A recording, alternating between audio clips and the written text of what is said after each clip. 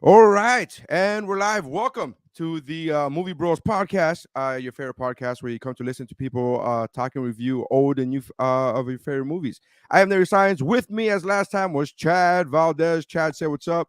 Hey man, how All you doing? right, and welcoming me for the first time, good friend of mine, fellow comedian, stand-up comedian BT. Say what's up, BT. Hola, amigos. All right. All right. So today we're doing two movies. The two movies that we're doing today are Bullet Train, 2022's Bullet Train, and Yeah. 1998's The Substitute. Yes. For those of you wondering why that pairing, random, just random.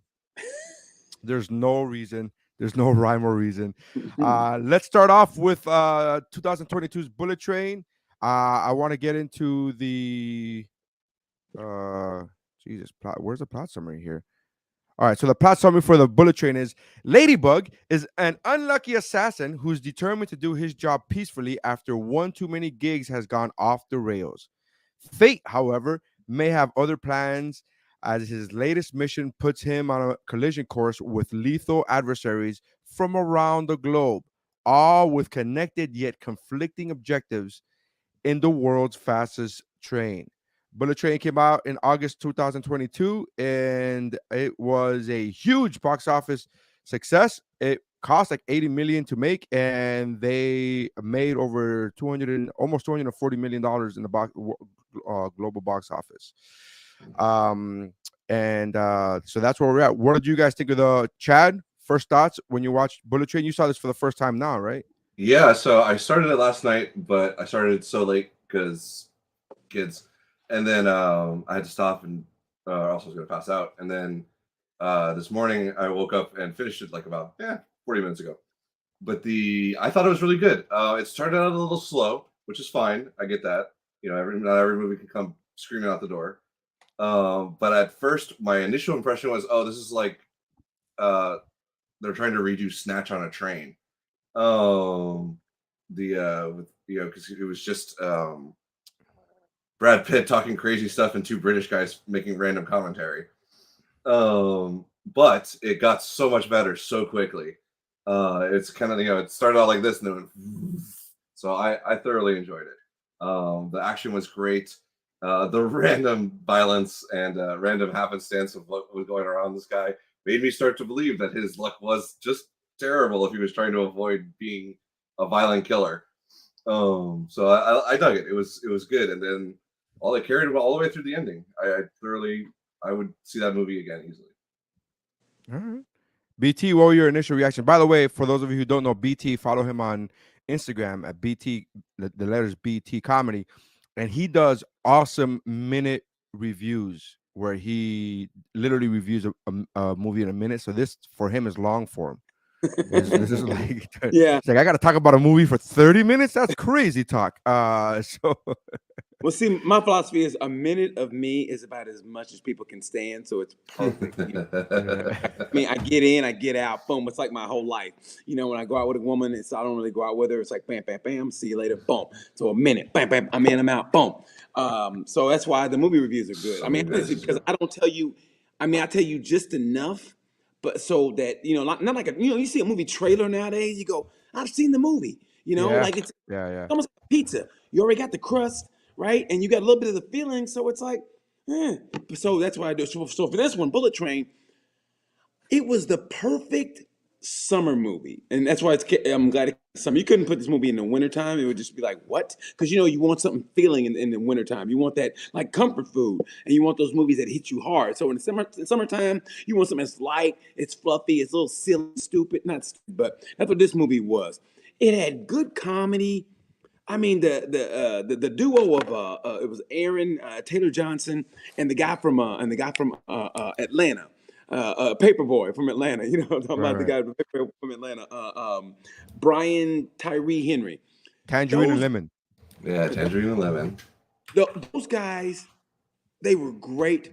Brad Pitt is always on point. I mean, he's got that little kind of quirkiness when he acts, and I thought it was fun.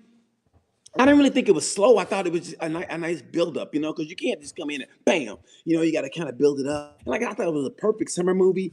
Me personally, I thought it was a little too long for as over the top that it was. You know, it can be over the top in the summertime, but it just got too over the top. And I thought it kind of gave a little ode to the movie Kill Bill, you know, with the snake. Yes, And Hmm. yes. honestly, I cannot stand snakes. So when I saw that snake, I mean, I literally went, "Oh shit!" So the whole movie, I'm like, "Ugh." Whenever I saw the snake, I'm, "Ugh." So it had that. But it was a great element movie wise because now you had another thing of suspense. It's like, okay, they're trying to get the this briefcase, but where the fuck is that snake at? So it's like the whole time you're like, "Ugh!" And then you see the little tail. So it had to me a little ode to Kill Bill. And with the briefcase, it had a little bit of Pulp Fiction, I thought, with it, with the briefcase. So, and the violence, like I said, is over the top, but the humor was what I loved the most about this movie. To me personally, like I said, I thought it was a little too long with 2 hours and 8 minutes. With that level of over the topness, when the train, at the very end, I was like, come on, man. I mean, it's okay for it to be over the top, but when it gets like just bam, bam, bam, bam, bam, bam, bam, like, you kind of lose me a little bit. So if they would have left that about an hour 40, I thought it would have been perfect. But for a summer movie, yeah, you can't beat that for a summer movie. So what would you have cut out? Like what scene, what 15 minutes would you have cut Oh if you just my like God, the last 15, 20 minutes. I mean, you could have took away a lot of that shit. I mean, a lot of that, with the train and the way it went over, how fast it went. And I mean, with the crashes and explosions, I was like, come on, man. And at the very end when she got hit and boom, and so you could have took. I would took at least 20 minutes out of that, at least, because it was just over the top. But like I said, man, there were great elements of suspense, and you didn't know like who's on whose side. And I like how that girl, the girl was dressed like a little like that little with the like a little Catholic girl with a little schoolgirl outfit. I like how like, okay, what side is she on, and how is she going to come through this, and who was that the main antagonist. Oh my God, I loved it. I love that part of it. I really did, and I thought it was and the friendship between Tangerine and Lemon. That was great. I mean, that friendship and how there was a genuine love. You felt it, and that humor part, that was great. To me, Brad Pitt always fucking kills it. See, I love what he does and how, like, that little scene when they came in, they were fighting, and they were like, you want any refreshments? And he was, and you knew something was going to happen. And he kind of, that was great, man. That's typical Pitt. So, yeah, I liked it, but I would have took out at least 20 minutes here and there, here and there, here and there. Because to me it just got too much. I don't know what it is about now, but I can't deal with that too much over the top. Where it's like, all right, fuck. Yes. So I watched it 2 weeks ago for the first time, and then I rewatched it last night and then this morning, and I thoroughly enjoyed this movie. I liked the trailer. I thought the trailer was fun, but Mm-hmm. I thought I wasn't gonna like the movie because of the trailer. Because I thought, oh, it's gonna be one of those where the trailer is the best part of the movie kind of movies. That's what I Yeah. was afraid of. I was like, oh no, that's. And as I was watching the movie, I didn't think there was I didn't so I didn't find it slow at all. Like the beginning, I didn't find slow. I mean, Only Chad. maybe the first 2 minutes, maybe the first 5 minutes where he was like, my son, like he's visiting his son in the hospital, and I'm just like, where is this going? But Yes. once Brad Pitt's introduced, which is like 3 minutes into the movie, I was like, oh, I'm out for it. Um, I very much appreciated the comedy. I very much appreciated the fight scenes, the way they were not just fight scenes, but they were also it was like they were all like every cinematic movie is a dance technically, but I'm Yeah. talking about like it felt like a cool dance with jokes in between all of them from all the fights from the Bad Bunny one where he throws a knife and then he gets stabbed in the heart and he literally says my heart and you're like, well, that's hilarious because this guy's heartbroken. And Yeah. all of these things, the fight in the train with him and with Brad Pitt and Lemon, where it's at the quiet part, like shh, like shh, Yeah. I thought that Yes. was fun. I use the word. I'm gonna use the word fun a lot in this, and it's gonna make me sound like an idiot, like I don't know any other words. But it's just a fun movie. Like it was Absolutely. such a cool for lack of no pun intended, it was just a cool ride where you just like, oh, I'm like, I enjoyed all the ridiculousness of it. I'm not a fan of snakes either. I mean, I'm not a pussy, but I'm not a fan of snakes either. But I did remember there were times where the snake came out, and then Brad Pitt would see it and go, "Oh shit!" And then he would just like let her slither away, and I'm like, "No, no, Yeah. you fucking kill that motherfucker right Yeah. now!" Like that's Yeah. That's what I was screaming at the TV, like, why aren't you killing it? Same Yes. thing with Lemon. Same thing with Lemon. Yeah. Lemon's on the floor. The snake passes Lemon, also on the floor, and Lemon's like, ugh. And then he doesn't even tell his brother, "Hey, be careful. There's a fucking snake behind you somewhere." Yes. He's just like, all right, Yeah. that's fine. Yeah. I mean, so yeah. I mean, how do you let a snake just go by, even if it's a garter snake. I'm like, hey man, there's a fucking snake here. I mean, that's what I would have been. You can't just like, snake. Especially Anyway, these guys are Also- armed to the teeth. It's not like they don't Yeah, have something also like most on of a those guys hand. have guns, so just fucking Yeah. kill it. Like, just I Yeah. gotta understand. you're not on an airplane. You're on a train. So it's Yeah. like there's not gonna be any pressurization. Just shoot the fucking snake. But yeah, but I mean that little bit of like shh as they're talking, and that, I mean, how Yeah. great is that? They're on the quiet car and like shh, and they're talking. I mean, it's just I little love the scene where he was like, where they got tired of that old lady. And he's like, and then Brad Pitt's like, "Eat a bag of dicks, lady." And I'm like, "Oh, that's so fucking. That's such a good line. Eat a bag of dicks." I was like, "Oh my god, Jesus!" It Man, was.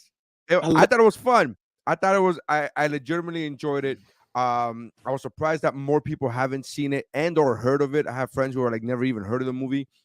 But I enjoyed all of it. I enjoyed the ridiculousness of it. That was, first of all, the fact you don't even know anybody's real name. There's No. nobody has a real name in this fucking Yeah. movie, which I Yeah. thought was cool. The cameos were great. Sandra Bullock, which Still when I didn't first saw see. Sandra Bullock go on screen, I was like, "Oh my god, that's fucking crazy, Sandra Bullock." And then you rewatch the movie and you're like, "Of course that's like you're listening and you're like, of course that's Sandra Bullock. It sounds like Sandra Bullock. How the Yeah. fuck did we not? How did I not catch on that it was Sandra Bullock?" I don't know how in the world I missed that was Sandra Bullock. The I whole honestly time thought so. The first time I saw it and I saw Sandra Bullock come on screen at the end of the movie, I honestly thought, "Oh, that's cool how they brought her in at the end of the movie." No, bitch, she's been there the whole time. Like when you go back and rewatch the movie, it's actually Sandra Bullock talking the whole. It's not like another actress and then they just called in Sandy at the end. Mhm. It's Yeah. the whole thing. I was like, "Oh shit." The fact that Ryan Gosling, what's his name? Yeah, Ryan Richards. No, not Ryan Richards. Ryan Reynolds. Ryan Reynolds. Ryan Reynolds He was killed- there. he I killed- mean, he kills it. he what do you mean? BT, He was stop there it. for He two- was there for he was one there for scene. 2 He took off his seconds. fucking helmet one time. That was the whole fuck. He didn't kill it. It was He- cool that he was in it, but he didn't He- kill it. He always, even for that little bit. I mean, to me, he always does, no matter what he does. He's one of those people, like, he might. Who's king of the cameos now? Who's king of the cameos? I mean, if you think about it. This the other guy that was in this movie. What's his name? Michael Fucking Shannon. Magic Mike. He's Oh, king of the fucking yeah. cameos. True. Channing Tatum is really big on the cameos. But listen, True. when you see somebody like Ryan Reynolds, you go, "Oh!" And then Yeah. Tatum surprised me too with that little. Look, is this a sex thing? Is this Yeah. a sex thing? Oh, it's not. Okay. Well, anyway, yeah. No, I was just joking. Yeah, that's all you. Those are cool. That, I mean, honestly, that's funny. But I just think Ryan Reynolds, even though I just thought he killed. Did he even say anything? Did Ryan Reynolds even say anything? Nothing. in the movie? That's Nothing. why I love the fact that Yeah. BT was like, he killed it. I'm like, BT, he literally took off a fucking motorcycle helmet, and that's all he did in the movie. But you don't understand. Even taking I- acting classes now, maybe that makes me more of a. But even the thespian? little stuff like that, yeah, look like maybe becoming a douche. Like you have no idea how hard it is taking off a motorcycle helmet. Anyway, but yeah, man. I honestly, like I said, man, it's a perfect summer movie. You go in with it's a popcorn movie. You go in with the popcorn, and you go, "Oh my god, oh my," Yeah. you know. What it's supposed to do, and that's what it did. I just, like I said, it got to the point with me where it just got too silly. But I was still, all for the silliness of it. Yeah, I was absolutely. all for the overly like they introduced one of the characters. Was it the Scorpion? What was her name? The Hornet. The Hornet. They introduced her like an hour and 20 minutes into the movie, and I'm like, what the fuck? I'm like, that's amazing. And she's actually an important piece of the movie. It wasn't like just Nope. fucking she took off her motorcycle helmet. Like it's an actual piece. And I'm just like, yo, did they just introduce their character into this movie? Bro, they introduced even the water bottle. I thought that Water was bottle funny got the an way they introduction. introduced the water bottle as a fucking character. literally with 2 minutes left in the movie, they were just like, and here's the water bottle's journey. And I'm like, what the Absolutely. fuck? I thought it was I thought it was fantastic. I was shocked to read that Antoine Fuqua would produce this movie. And Dude, that's one of my goals to be in an Antoine Fuqua movie. I love that guy. Everything he does to me is just the kind of movie that I want to see, or a series I yeah, want to but see. everything. So correct me if I'm wrong, correct? Because you're okay. So I'm an Antoine Fuqua fan as well. But every movie that he's attached to, or at least that I know of, that he's attached to, whether it's directing or producing, it's so much more of a serious tone movie. Exactly. So So yeah, I was very shocked to find out about that he was involved in this movie because I was like, what the fuck? This movie? yeah. Yeah. The fuck, Fuqua? The fuck? Yeah. I was like, but this is like a playful. I don't know. I dug it. I dug it. I like to see when actors and directors do shit that is like, this is not my typical thing, when I'm Yeah, just gonna throw you Mhm. off. yeah, yeah, But I yeah. dug it, man. I dug the fuck out of it. This is technically a reimagining of a Japanese movie that came out in 1955. So I haven't seen that one. So No. I wasn't upset about this remake. But because Yeah. I just thought a lot of it had elements of Quentin Tarantino. And I know you mentioned it was like you said the snatch on on a train. I was like, okay, I could maybe it's good, but I just thought it had a lot of elements of Pulp. I mean not Pulp, but of Quentin Tarantino. Like I Yeah, I said, Kill could. Bill. Yeah, I did If you had too. told me Quentin Tarantino had a hand in this movie, I would not have been surprised. Yeah, yeah, I did too. I agree. I felt the same way. I was watching. In fact, when I from the trailer, I thought, oh, this is Quentin involved somehow. I thought he was like a producer or something. yes, It had very much Quentin feels to it. I thought, yeah, you're right. I agree with that. I yeah, agree. I yeah, did like Um, that you brought up the poison lady. the What's her yes. Hornet. name? The Hornet. She was, because we were talking about Ryan Reynolds. She's Deadpool, and oh, she's Lady Deathstroke. No, No, she's Domino. Domino, and Domino and just in part two. in part two. And She's I'm like, I Domino. wonder if they were like, hey guys, just come over here, come over from Deadpool 3 and just jump in and have a ball, or But something. I love the fact that that fight was hilarious because she said the word bitch so often that it made me. I just laughed so much. She was like, "Damn it, bitch! What do you think, bitch? Shut up, bitch!" And I was like, everything she said. So she said the word bitch the way us people in Miami say the word bro. Yeah, We end absolutely. every sentence, no matter how short, with the word bro. We can make an entire sentence of just the word bro. You go, bro, bro, bro, Bruh, bro, bruh. and you just. But she did that with the word bitch, and I laughed. I was like, I've seen that fight scene 3 times in the last 2 weeks, and I laughed every time. I'm like, this is so funny. She just says bitch. Like, what do you think? Like, oh, you only had? Did you have another one? And she's like, what do Yeah, you it's like, think, what do you bitch? think, And I'm like, bitch? that Always scene carry a made me spare. laugh Always too. carry a Where spare. she's dying, and he's like, oh, do you need anything? Do you need water? He's like, you don't really seem like the religious type. Do you want me to hold your hand? And she's just like gagging for life, and it made me laugh, dude. I mean, that Yeah. movie, you're right, BT. That comedy was on point. It was pretty impressive to me, man. It always reminds me how Brad Pitt can just wander onto a scene and steal every ounce of awesome in the scene. Exactly. Dude, man, I tell you, he's one of my favorite actors, and to me, he's underrated because he's like, Absolutely. okay, when he was in when he stole the seat in a True Romance on the couch, don't condescend me, motherfucker. I mean, just his Mhm. does, man. That movie he did with John Malkovich when he was on the treadmill, he was doing. I mean, Oh, just right, little. right, right. He's so fucking underrated. He's literally one of my favorite actors that I don't mention in the first breath. But to me, he has almost all his roles have a little bit of comedy in them, Mhm. and and it's perfect for the character he's doing. And it's, I mean, because when he's on the treadmill, he did this like you'd have expected that, but it coincides with the character. So here, how he was, and what I liked about here in this movie too is they gave a little bit of backstory of the people, so you got to feel invested. Like you almost felt bad that Tangerine and Lemon, what happened to them, because you Yeah. saw how they were when they were growing up and how they kind of, they needed each other and they were there for each other. And that, like, you felt, oh man, like you almost felt like sorry for them, even though they're bad guys, quote unquote. You found a feel for them because you saw what they went through when they grew up together and they, against the odds. And they're like, oh man, you almost feel for them a little bit. So You Well, give that him was one of the things that I liked about this movie is that no one was a good guy, right? Like, yeah, some of the innocent bystanders obviously were innocent, but like the actual characters, everybody was some level of assassin or psychopath. So yeah.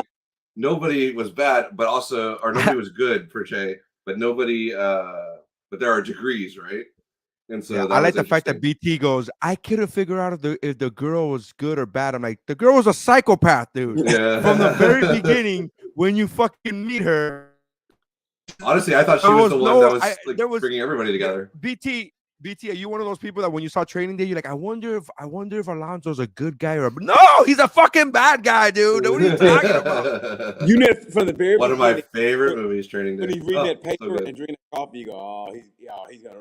Yeah. No, but I've met people. Well, my whole point is that I've met people that go, I love the way Denzel played it because you didn't know if he was just teaching him to be like how tough life is. I'm like, no, he was a fucking bad guy from the Yeah. beginning. Like you just Yeah. knew he was a Yeah. bad guy.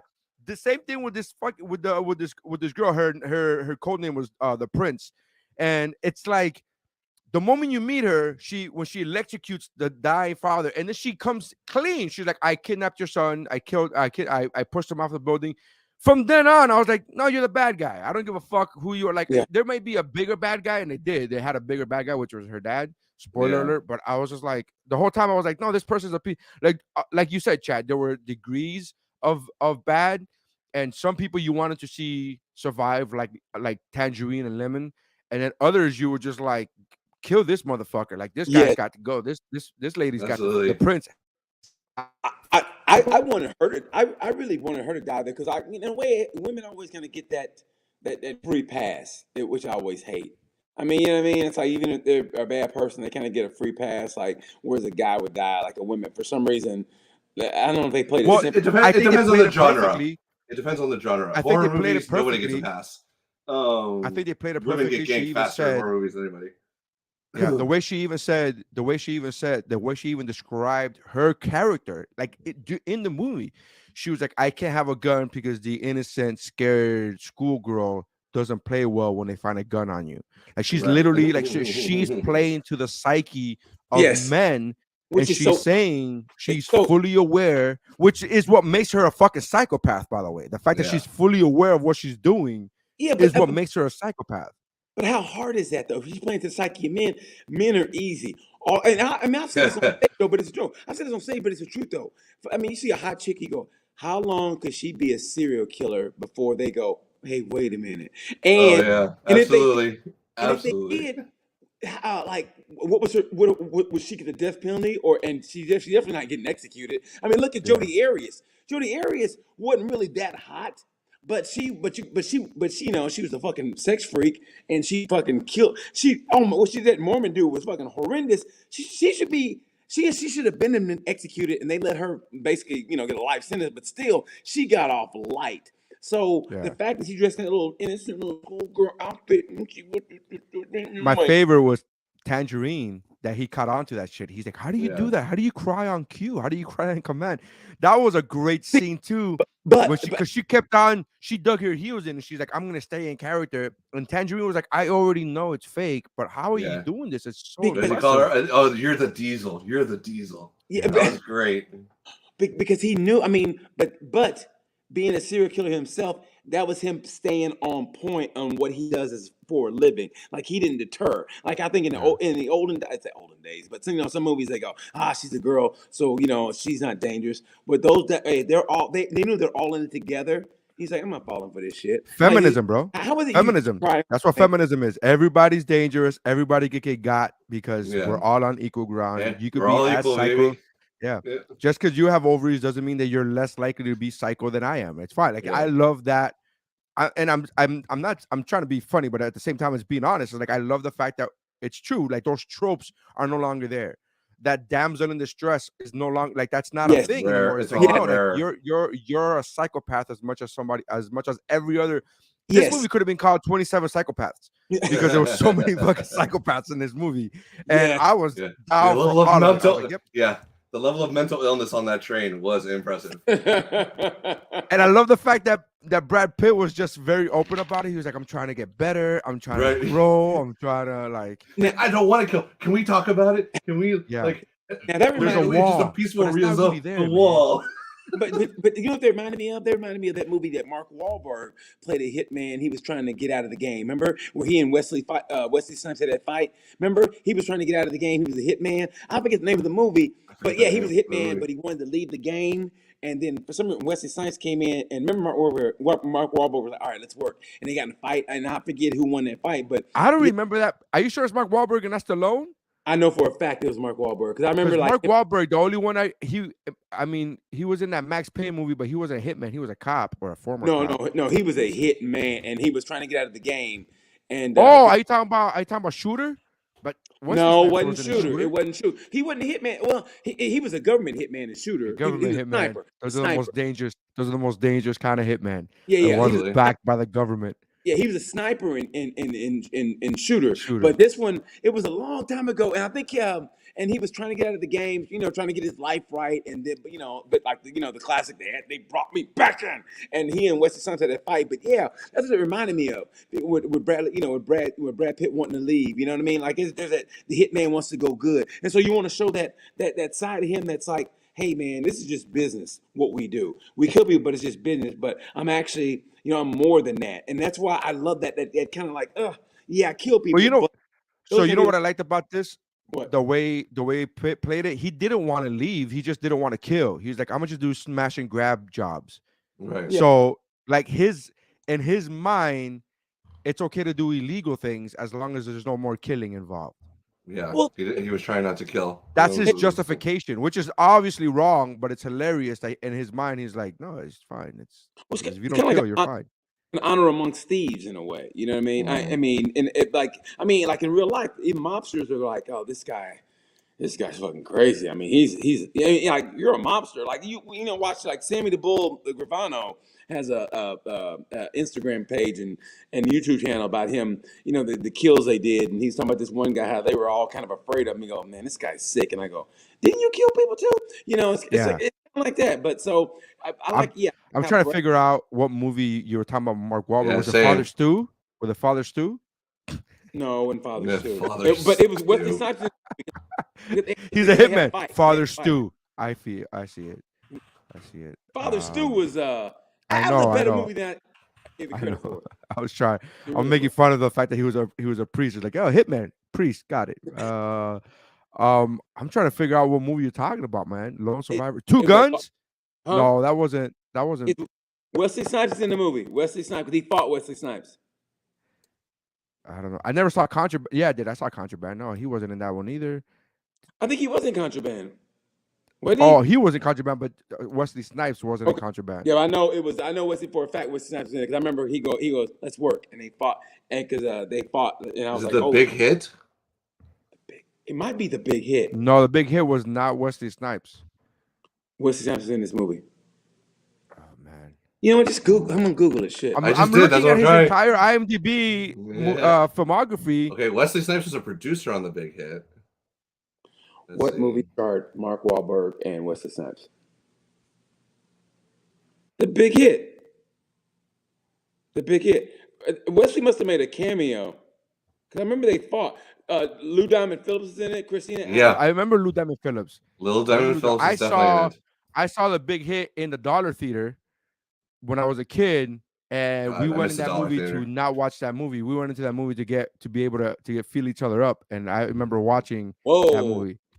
Yeah. I missed the Dollar Theater. It was me and my boys. Yeah.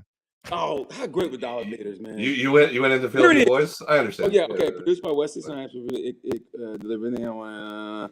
God damn it! I swear to God, I think Wahlberg. No, it wasn't a comedy, or maybe it was because he was trying to get out of the game.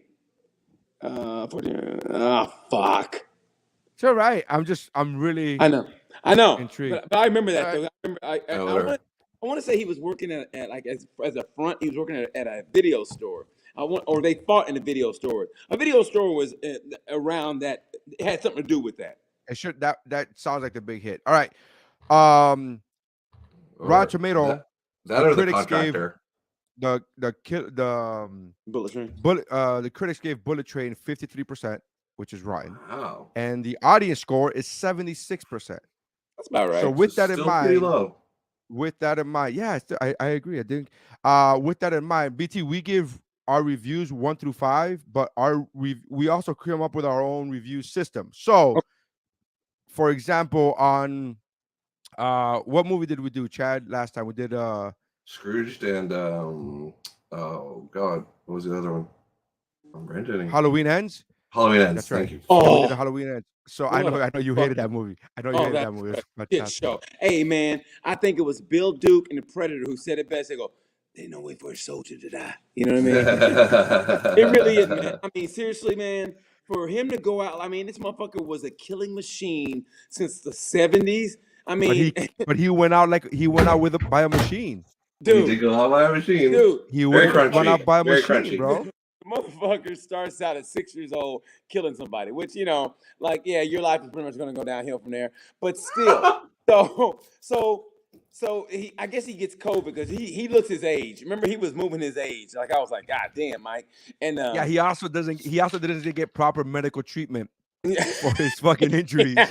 So Yeah, really. you know, when you You get get mad, stabbed and shot, and you go into a sewer to heal, you may not heal properly. It may Especially when you're not you may have a becoming limp in your fucking step. You know, you may But- get a crink in your step. Especially when you're not apparently becoming a transcendent evil being, which is what they were totally going for. But then, you know, whatever.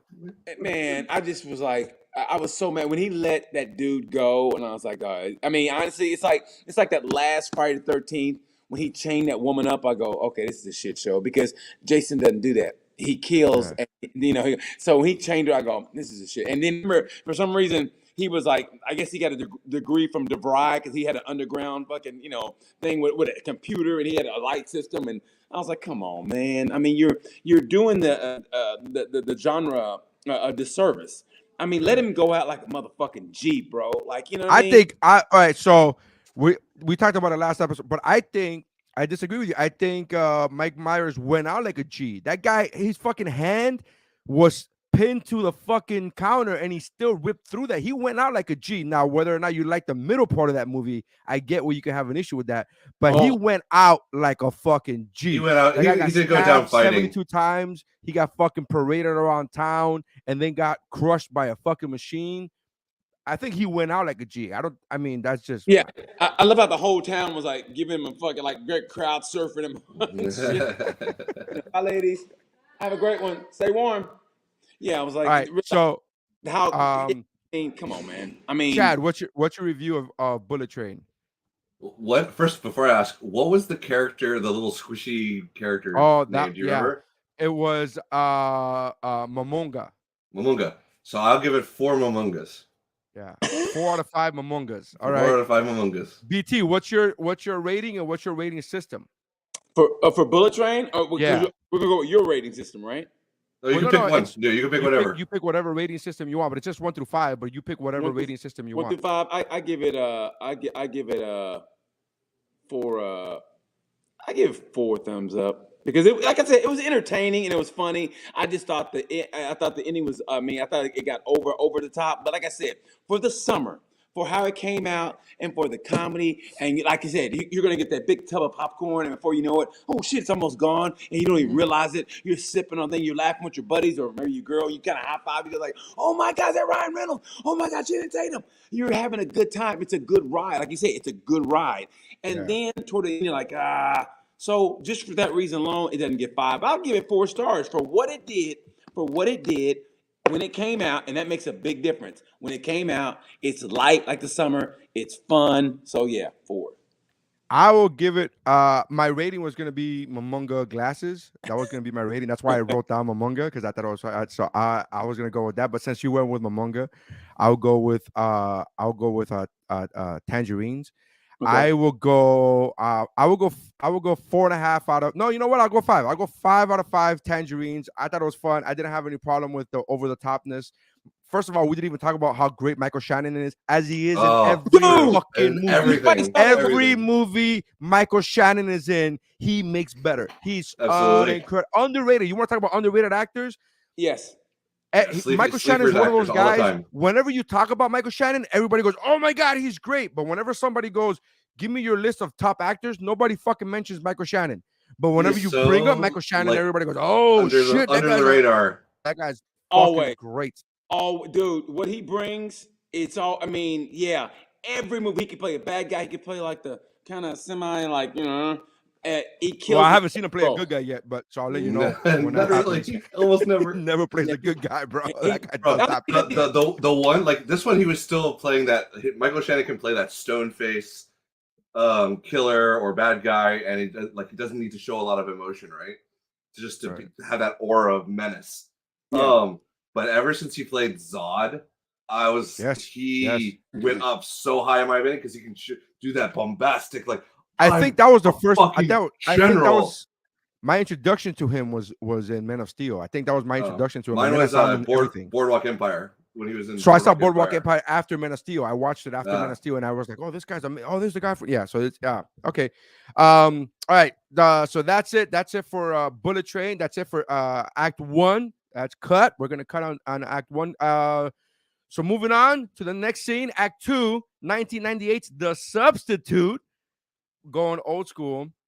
Let me see here. I'm gonna get the official summary for The Substitute. Inner city Miami school teacher Jane gets her knee broken when she stands up to the school's gang leader Juan Larcus, played by Marc Anthony. Her boyfriend, mercenary combat specialist Jonathan Shale, goes undercover as a substitute teacher to take down the punk, but soon discovers that Lacus is merely an underling for the real criminal mastermind. Assembling the team from his last jungle raid, led by his right-hand man, Joey Six, Shale declares war. That's the fucking description to that movie. Best sum up ever. Why?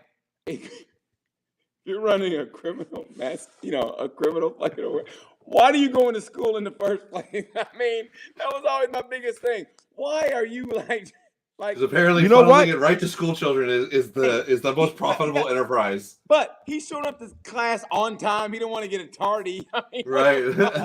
I mean, I think that's hilarious. And if you've ever seen Marc Anthony in person, dude is this big. He looks. He's a skinny twit. So the fact that he has to play as like a tough guy, it's almost laughable. Even back then, I'd have been like, "Really, this dude?" But I thought that was I've always amazed that you're running a multi-million-dollar. You're moving Kane through a high school, but you're showing up at the class on time. You gotta maintain the cover. I don't even. Here's what gets me. It's not even that, right? Like to me, it's like, if my business partner is the principal, how about you just graduate me? How about you just pass me? Like you don't need. Why am I having to show up to class? Why am I having to show up to school? I'm not the one physically moving the product. Like it's not even like, oh, we need him. Like if you want to just say like, oh, we need him because he's the one that the students followed. He was like you know what I mean? Like they were all afraid of him or whatever. That's fine. But I'm not showing up to class. Like I'm not. Like it's so weird. That's why it was hilarious. I mean, they're in the basement. Don't think this is definitely think too hard. Yeah, a basement in Miami. Of a school. More cocaine than fucking Scarface, and they're in the basement of a high school. So much cocaine. I mean, hey, and the school looked like shit. I mean, you would think you take a couple of keys and brush and like the place look good. Maybe don't look it's so obvious. Yeah, that was my favorite. I was like, so obviously, for those who don't know, at least me and Eric, I don't know, BT, are you from here? No. Okay, No. We grew up here. Miami. He means Miami. Yes, by I here. like the fact that he just said here. Like, here. Like everybody knows where we're here. Sorry, yes, in Miami. So first of all, Columbus is a private school, a very high-end private school, always has been. So the fact that they were like, it's Columbus High, I'm like, from when? Because this is not Columbus. You might have said, north side Miami, maybe. Okay, that you would have said Liberty City. Liberty City. You would have said, there's a lot of like real shit schools that you would have been like, that makes sense. That tracks, but not Columbus is like one of the higher end schools in Miami. I was like, okay, wrong choice of school. So I love and it's always Miami's portrayal in movies and TV. You're either in the ghetto or you're in high end at the beach. There is no in between. You're either a multimillionaire or you're in the ghetto. And I'm like, I grew up in the suburbs, man. I don't know what the fuck school these guys are at, but it's like a war zone there. Oh. Well, I thought that was cool that they didn't make Miami this tropical. Like there was a couple scenes where she's like running on the beach, and I'm like, there ain't no teacher running on the beach. Shut up. Especially not right before school, man. You got to get there. It's already gonna be like what? She's got to be there at 6 a.m. There's no sun. Yeah. So it was, But what made me, I like the fact that they portrayed Miami as like, hey man, there's some shitty parts. What made me laugh is like some of the things were just unbelievable. Where they're like, where the guy starts rapping, and it's a horrific rap, and everybody's like, oh shit, he's good, and you're like, no, this wasn't good. Like when you watch, there's certain movies, like when you watch Juice, even if you watch Juice today and you hear him scratching, it's old school, so it's kind of dated as far as the style of scratching that they do in Juice, but you go, oh, that was good for back then. You could tell that was good. Right. Like I'm watching and whatnot in the not Gang. I mean, I know that was a song, but the movie that was from. Right. I forget. I'm brain dating on it. Michelle Pfeiffer and that whole. Michelle Pfeiffer. Yeah. But I'm watching this movie, and I'm like, there's no way that rap was good even in 1998. No, there was no way that fucking rap was good. Like that was such a bad. I'm from Liberty City, and I was just like, yo, this shit is god awful. So that wasn't even Liberty City. He said Opalaka. I'm from Opalaka. I'm from Opalaka. I'm like, the airport, which would have made it even more believable. But out of this, I laughed at all. I was okay with all of this, but it made me laugh how quickly it turned. Like the teaching system in the late 90s must have been really loose. Like, super loose. Like, hey, this lady got hurt, so she needs you to fill in. Oh, I can't this week. But like they were treating it they were treating it like fucking bookers were comedians. Like, hey man, I can't do this gig. Can you do this gig for me? Oh fuck, bro, I'm booked all week. I'll let my other boy know. He's another local comedian. He can fill in for me. Like that's how they were treating. And as long as you were in the system, which apparently was hacked by some dude from an army camp or something. And it was like, oh yeah, he's a triple master from Yale, Preston, Cornell, and a PhD from Harvard. And so why is he subbing? Yeah, he had 2 degrees from Harvard and Prince, and he's in this shithole. But hey, real quick though, honestly, this movie to me personally showed how fucking badass of an actor Tom Berenger was. Absolutely, Tom Berenger. Yes. Let me tell you something. I remember him. I don't know if you guys remember Eddie and the Cruisers when he played Eddie and the Cruisers. He was a word man in Eddie and the Cruisers. Remember? Absolutely, yeah. Eddie and the Cruisers was basically the Bruce Springsteen story, or Johnny and the Asbury, Johnny and the Asbury Dukes. Basically, it was that story. It was a dude kind of like a Bruce Springsteen, Michael Pare, and they had a black dude on the saxophone, and he played the college boy who knew how to write songs, and he was on the keyboards. So he's like the outcast of the group. But that was a good movie, and I was like, this dude's a pretty good actor. And through the ranks, he kicked ass in Platoon. And this movie was another movie that, honestly, Tom Berenger showed like, this motherfucker's a good actor. I mean, the fight scenes were fucking campy as fuck. You're like, hold still while I sidekick you. Yeah. But you know who I can't stand? William fucking Forsythe. Oh my God. Dude. Who did he play? William? He was in Tom Berenger. Oh, yes. He was his friend who wasn't his friend, but was his friend at the end. He wasn't right or died. Like, Yes. Yeah. I can't stand that dude. I can't take him seriously anymore after I saw him in the Gigolo movies. With what's his fucking face? Rob Schneider. Yeah. I can't take him serious because his whole character in that movie is like, look at my dick. Is it small? It's tiny. Look at my tiny dick. And every time I see him in another movie, I'm like, that guy has a tiny dick. That's what I fucking keep thinking about. It's just so weird to me now. Well, that's a good actor then. If he stays in your head, he's in my head, man. He's in my head. Shout out to Ernie Hudson. Fucking Ernie Hudson killed it in this fucking movie. Dude, I didn't want to believe that Ernie Hudson was the bad guy. That's how much of a fanboy I am of Ernie Hudson.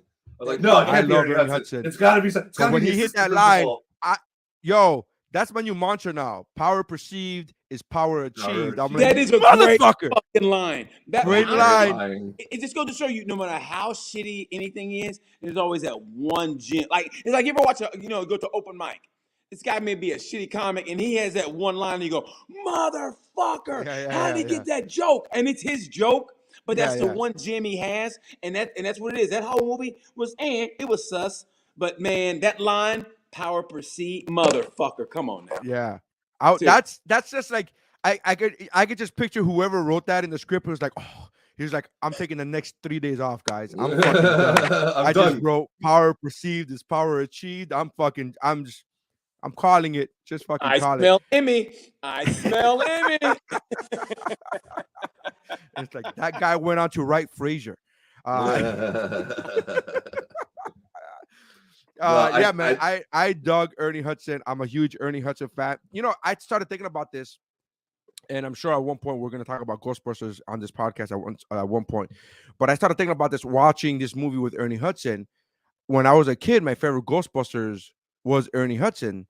And not to get too serious on it, but I never thought about it as a kid. I didn't stand to be like, which one is going to be my favorite. I just gravitated to Ernie Hudson because he was the black guy, because he was the only person of color. And I remember watching this movie in 1998 where I was a junior in high school, and I loved Ernie Hudson because they portrayed him as such a physically strong, but he was also like, mentally he was on his game mentally, and I remember that's how much of a fan I am of Ernie Hudson, and I'm like, it goes back a long time. But one of the scenes I love was the scene in the library when he goes, "Oh, we got a code 10," and the guy gets thrown off the window, and Ernie starts calling the cops, and he's like, "Oh, I'd like to report an accident," and then another person falls out, and another person, he's like, no, my mistake, my bad. I thought that was so good. This movie is like it's like a campy movie, but it has some well-written parts in it where some scenes are so well-written, and then others are like, what the fuck? It's almost like, hey, we have these 5 well-written scenes, but the way we're going to get the journey to get to these 5 scenes is going to be clunky as shit. It's going to be super bumpy. It's not going to make fucking sense. So just bear with us while we get to these well-written, well-acted scenes. It's kind of like a shitty football team, but man, once they get in the red zone, like, oh shit. Yeah. How did you guys score? Well, we recovered a fumble and we blocked the punt, and that's how they got in the red zone. But until then, you're like, this is a shit show. But all of a sudden, they keep winning because they got a fullback. Who uses the fullback now? They have a fullback. They fucking score. You go. They ran the T-bone. You go, what the fuck? They run the old Packer 42 sweep.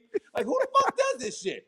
That's a perfect analogy. Because I thought the same thing. I was like, there's some really good scenes in this movie, really well acted. Can we just talk about the fact that dude, I love the scene in the I love when they what's his name? What was his character's name? Mr. Sherman. Remember? Oh yeah, Mr. Played Sherman. by Glenn Plummer. One. Yes.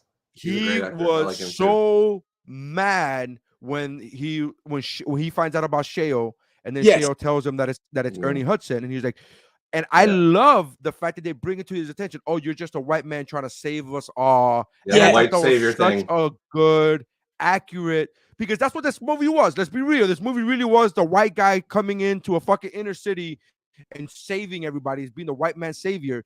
And I really appreciated, at least they called themselves out on it. I'm like, yes, and it goes back to what you said. There were elements of fucking brilliance in it, and I think that part will go understated because it's so great. No, you just don't want to see a black man. Every time a black man tries to get a higher position, a white man, and it's like, oh my god, I go.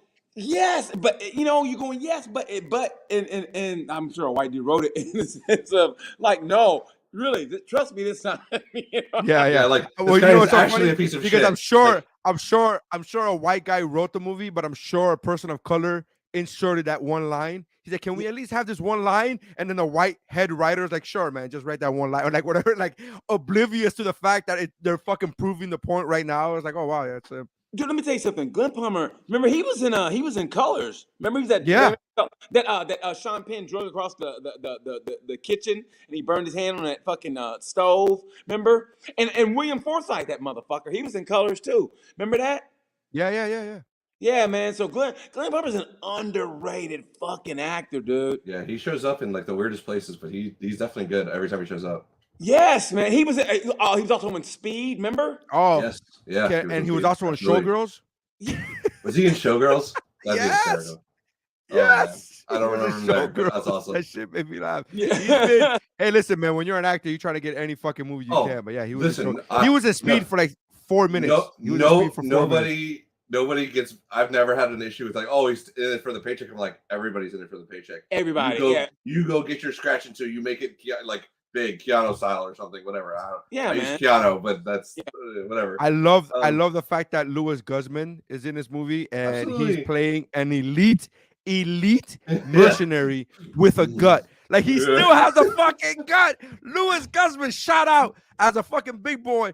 I love the fact that Louis Guzman's like, whatever you need me to play, I'm gonna play it with a gut.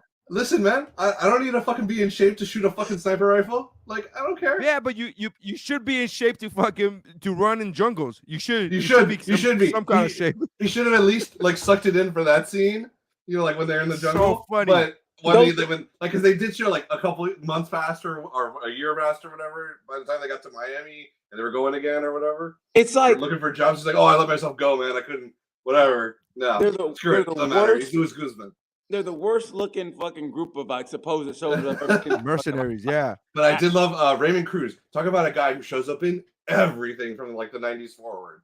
Yeah. You need a vaguely Hispanic looking guy, an Indian guy. I mean, he's anything you need. It doesn't matter. He's there. Yeah. Yes. And Raymond Cruz, dude, man, he's played a lot of military. He was in the lot of military. Yeah, he's played a lot of military where like you have that look. He was in the show The Closer as a cop. He was in that show. I loved him in the show Closer. Oh, it was so good. Yeah, that show I love that fucking show, The Closer. And then it went on to what's it called? Major Higher Crimes. Crimes, or what's it called? Major Crimes. Yeah. So same character. Anyways, he's great. I love that guy. But besides the point, I just love that Louis Guzman's like, I'm not doing sit-ups, bro. You need me to fucking act, I'll act, but I'm not doing no fucking sit-ups. Just to call back. That guy was in Training Day too, just to like. There's some guys that just refuse to do sit-ups. Steven Seagal, you need me in a movie, I'll do it, but I'm not doing no fucking sit-ups. No sit-ups. How much that dude that hit that lady in the leg? He looked like Steven Seagal, didn't he? Like he looked like a yes. Yeah, he was they called him like a 6'6" Seminole dude. I'm like, motherfucker. Yeah. I didn't know Seminoles came in 6'6". Yeah, no, I'm sure. Why not? No.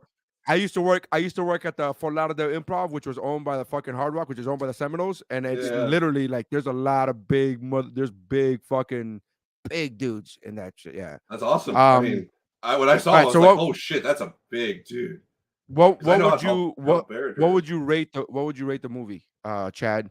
Substitute, 1998's The Substitute, which by the way, I didn't even know had not one, not two, but 3 fucking sequels. I knew about Substitute Part 2. Yes. And I could have maybe been like tucked into thinking there was a Substitute Part 3. No way I knew that there was a fourth. I didn't think there was gonna be a fourth. No way. I saw it on like Amazon Prime or something. They showed all the sequels. And I was like, there's actually a DVD where you can buy all 4 on one disc. That's how bad the fucking movie is. That they have all 4 movies on one fucking To be fair, they do that a lot. And like, if you have that many sequels, they're gonna shove it on something. Because like, I think I have the one with all 4 Batman from the 90s. Irony, and all 4 again, Supermans. We're talking about bad movies. Yeah, again. I mean, 1 and 2 Batman. 1 and 2 are Batman great. Returns. 1 and 2 are great. 3 and 4 hot trash, hot garbage. Yeah. All right. So what would you give, Chad? What would you get, and what would be your rating for? So I went into this remembering the movie and remembering that it was okay, but I expected it to be hot trash just because of it was like The Substitute and it was some BS. I was utterly fascinated, and maybe that's because I'm a 90s nostalgia freak, and I love whenever Miami shows up in the movies, even if it's half-assed portrayed like this, because they were bouncing all over the place. They kept calling it Miami, but then they were like, "Oh, he's on Griffin Road." I'm like, Griffin Road is not in Miami. You That's know, Fort they were like, Lauderdale, but okay. that's Fort That's fine. Lauderdale. They were showing her running on the beach. Most of that was Fort Lauderdale's beach. There's some South Beach scenes, but definitely a lot of Fort Lauderdale scenes. So I was like, pick a spot, man. But anyway, regardless, I thoroughly enjoyed it, and because I thoroughly enjoyed it, I'm giving it 5 cocaine bags out of 5. Wow, 5 cocaine bags out of 5. Holy shit. Did not expect a 5. Did not expect a 5. The cocaine, kind of, I saw it, but 5. Wow. BT, what are you giving it? I'm gonna give it 3 vials of Coke. That's what I'm gonna give it. I'm gonna give it 3 kilos. I'm gonna give it 3 kilos. Uh, That's a better measure than bags. Absolutely. Yeah. well, I So, mean, it came in bags though, right? It did come in I bags. mean, It did come in bags, but the proper it did term come in is bags. kilos. You know, we Yeah, weren't kilos. fucking there. Yeah, 3 kgs. I'm gonna give it 3 Yeah. kgs. Yeah. Hold on. Let's be let me see. metric I'm about trying to it. find. I'm trying to find. Yeah, I want to be correct. Yeah, I want to be correct. Yeah. There it is. Tom Berenger. So critics have it, before I give my rating, critics have it at 42% on Rotten Tomatoes. And the audience scored it less than the fucking critics at 40%. Wow. Fuck. I will give it 3.5 highlight balls out of 5. I will give it 3.5. I will give Also, it 3.5. again, something that's actually not in Miami. I would give it a because it was Dania. It was a Dania highlight. It wasn't Yeah. even the Miami highlight. Right. Miami had a highlight. They could have gone to Miami highlight, but they're like, no, let's go to Dania, which Dania again is highlight. Fort Lauderdale, which is hilarious. Anyway, I would give it 3.5. I would give it 3.5. Shitty pants, because that guy shit his pants. Remember that scene? That was a great scene. That was The amazing. fucking lawyer shit himself, and he goes, "It was the fiber." It was the Yeah, flavor. I know. And he beat the shit out of that lawyer. Oh, yeah. What do they call those things they play with? Those Yeah, it's I called don't murder. know.